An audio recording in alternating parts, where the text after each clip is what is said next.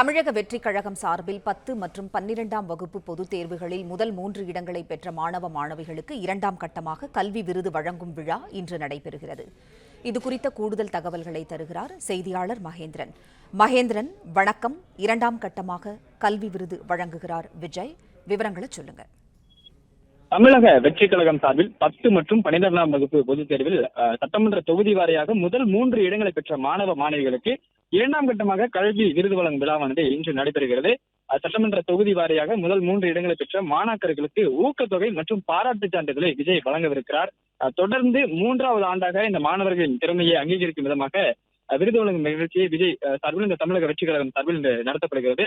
3 கட்டமாக இந்த விழாவை நடத்த திட்டமிட்டிருந்த நிலையில் ஏற்கனவே கடந்த 30ஆம் தேதி நடந்திருந்தது. அதன் பிறகாக 2ஆம் கட்டம் இன்று நடைபெறுகிறது. கடந்த 30ஆம் தேதி முதல் கட்டமாக சென்னை, காஞ்சிபுரம், திருவள்ளூர், நாகப்பட்டினம், தேனி உள்ளிட்ட 18 மாவட்டங்களைச் சேர்ந்த 88 தொகுதிகளைச் சேர்ந்த 520 மேற்பட்ட மாணவ மாணவிகளுக்கு இந்த விருது வழங்கப்பட்டிருந்தது. இன்று 2ஆம் கட்டமாக தருமபுரி, ஈரோடு உள்ளிட்ட 14 மாவட்டங்களைச் சேர்ந்த 75 சட்டமன்ற தொகுதிகளில் முதல் 3 இடங்களை பெற்ற 10 மற்றும் 12ஆம் வகுப்பு பொதுத் தேர்வில் முதல் 3 இடங்களை பெற்ற மாணவ மாணவிகள், அது மட்டுமின்றி புதுச்சேரியிலிருந்து இருக்கக்கூடிய 7 சட்டமன்ற தொகுதிகளிலிருந்து அங்கும் முதல் 3 இடங்களை பெற்ற மாணவ மாணவிகளுக்கு இன்று பரிசு தொகையும் பாராட்டு சான்றிதழையும் விஜய் வழங்க இருக்கிறார். காலை 9 மணி அளவில் இந்த நிகழ்ச்சியானது நடைபெற இருக்கிறது. இன்று மாலை கிட்டத்தட்ட 5 மணி நேரம் இந்த நிகழ்ச்சி நடைபெறும் என்று எதிர்பார்க்கப்படுகிறது. மாலை 6 மணி அளவில் நிகழ்ச்சி நடைபெற்று முடிய வாய்ப்பு இருக்கிறது. தற்பொழுது இந்த மாணவர்கள் மற்றும் பெற்றோர்கள் விழா அரங்கிற்கு வருகை தந்து கொண்டிருக்கின்றனர்.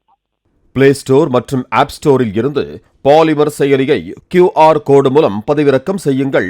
செய்திகளை உடனுக்குடன் பெறுங்கள்.